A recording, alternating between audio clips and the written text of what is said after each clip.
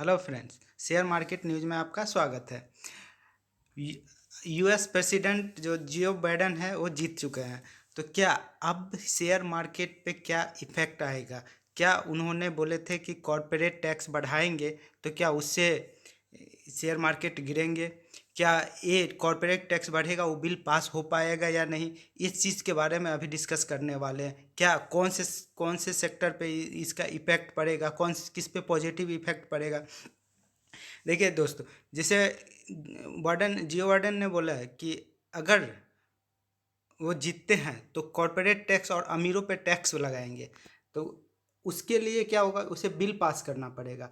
और अगर वो बिल पास करने के लिए उसे अपने सीनेट में पेश करना होता है। और यूएस इलेक्शन में क्या है कि सीनेट में अभी ट्रम्प आगे है, जिससे वहाँ पे 50 स्टेट है। 50 स्टेट में हर स्टेट से दो दो कैंडिडेट सीनेट में आते हैं, जिसे आपको यहाँ पे स्क्रीन पे दिखा रहा हूँ। ये है जो रिपब्लिक पार्टी ट्रम्प का है वो 48 है और डेमोक्रेटिक पार्टी 46 है। और उसमें टोटल 50 स्टेट है, जो हर स्टेट से दो दो सीनेट आते हैं। तो टोटल 100 हुआ, तो 100 के मेजोरिटी के लिए 51 होना चाहिए। तो 51 में अभी 48 ट्रम्प का है और 46 बाइडेन का है। तो अगर वो बाइडेन है जो वो बिल लाएगा कॉरपोरेट टैक्स बढ़ाने का, अमीरों पर टैक्स बढ़ाने के लिए, तो उसको सीनेट से पास कराना होता है। और सीनेट में ट्रम्प है, जो ट्रम्प बोला गया था कि हम नहीं बढ़ाएंगे। तो कहीं भी नहीं लगता है कि ये बिल पास करा पाएंगे कि हाँ आने वाले 2 महीना, 4 महीना, 6 महीना में कि सीनेट से वो पास करा लेंगे, क्योंकि विपक्ष पार्टी के पास ज़्यादा वोट है। जब वोट ज़्यादा रहेगा तो वो पास ही नहीं हो पाएगा। तो ये शेयर मार्केट भागने के पीछे, ये लास्ट 3 दिन 4 दिन जो भागा है, उसके पीछे जो बड़े बड़े कॉरपोरेट सब है, कॉरपोरेटर्स है, वो सब यही यही उनका सोच है कि सीनेट पे वोटिंग देख रहे हैं, ये ना कि सिर्फ प्रेसिडेंट इलेक्शन कौन जीत रहा है कौन नहीं जीत रहा है।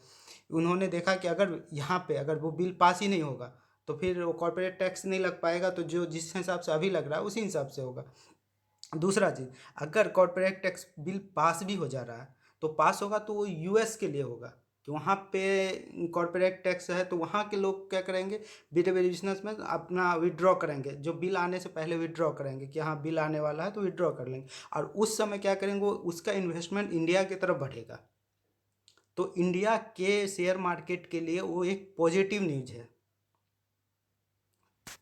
तो दोस्तों, अब हम बात करने वाले हैं कि क्या कौन से शेयर पे इसका इम्पैक्ट ज़्यादा पड़ेगा, कौन सा शेयर पे पॉजिटिव इम्पैक्ट पड़ने वाला है। जैसे मान लीजिए आईटी सेक्टर पे ट्रम्प बोल रहे थे कि हम H1 वीज़ा में जो दूसरे कंट्री से आ रहे हैं उनको प्रेफरेंस नहीं देंगे, प्रेफरेंस पहले हम अमेरिका फर्स्ट नीति है। लेकिन जबकि जियो बाइडेन बोल रहे थे कि नहीं, जो जो जिसको जॉब है, मतलब पहले से जो जॉब कर रहा है उसको हम निकालेंगे नहीं। जो जॉब कर रहे हैं पहले से वो जॉब करता रहेगा, और जो आगे का नीति है उस पर अलग से विचार करेंगे। तो ये एक पॉजिटिव है आईटी सेक्टर वालों के लिए, जो वहाँ पे 10 साल 11 साल से जॉब कर रहे हैं उसके लिए। चलिए हम दिखाते हैं जो कंपनी पे पॉजिटिव इम्पैक्ट आने वाला है आईटी सेक्टर पे। वो है पहला company TCS, Tata consultancy limited. हाँ दोस्तों, ये एक दिग्गज कंपनी है। इसको हमेशा ऑब्जर्व करिएगा, अगर ये डाउन होता भी है ना तो आप उसको अपने पोर्टफोलियो में ऐड करते जाइए।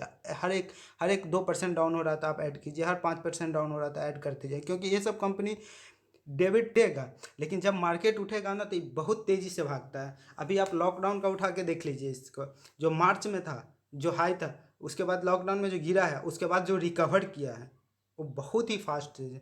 चाहे आप इंडिया के टॉप ग्रेड कंपनी रिलायंस देख लीजिए, रिलायंस का भी वही है कि अब गिरने के लिए वो 900 से नीचे गया था, लेकिन रिकवर कीजिए, जो 1400 से वो 1600 हाई था, अभी वो 2400 2300 को 50 रुपये के हाई में चला गया।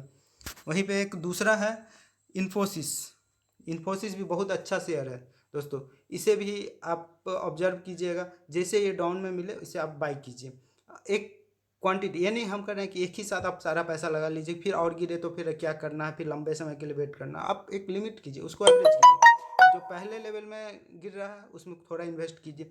जो और थोड़ा तीसरा है एच सी एल बहुत ही अच्छा कंपनी है दोस्तों।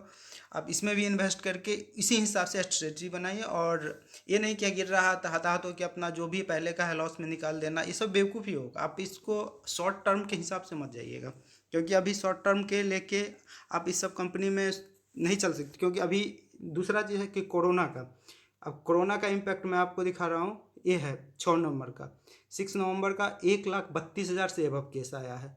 तो वो भी बोला जा रहा है कि जो बाइडेन ये लॉकडाउन करने के फेवर में है, कि उनका नीति है कि नहीं, हम पहले पब्लिक का हेल्थ इशू मेरे लिए इम्पोर्टेंट है, तो बिजनेस जो होगा उसका देखेंगे।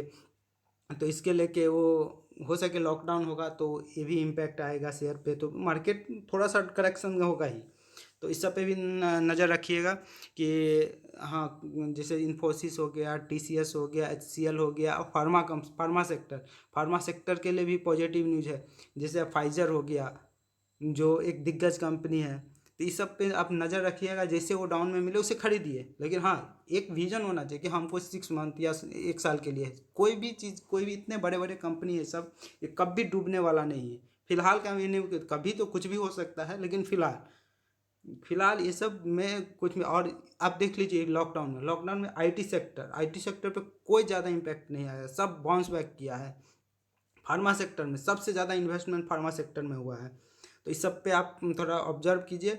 और जो ये फैलाया जा रहा है कि बर्डन आएगा तो शेयर में टैक्स बढ़ेगा तो शेयर मार्केट क्रैश कर जाएगा, अगर क्रैश करना होता तो पहले ही कर गया होता, फ्राइडे को ही हो जाता, डाउन हो जाता।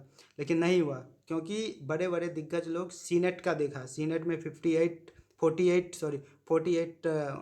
ट्रम्प का है। जब वो ट्रम्प लीड कर रहा है तो फिर वो बिल पास ही नहीं होगा। जब बिल पास नहीं होगा तो फिर टैक्स कैसे लगेगा? जब तक बिल पास नहीं होता टैक्स का कोई कोई ये नहीं हो सकता है।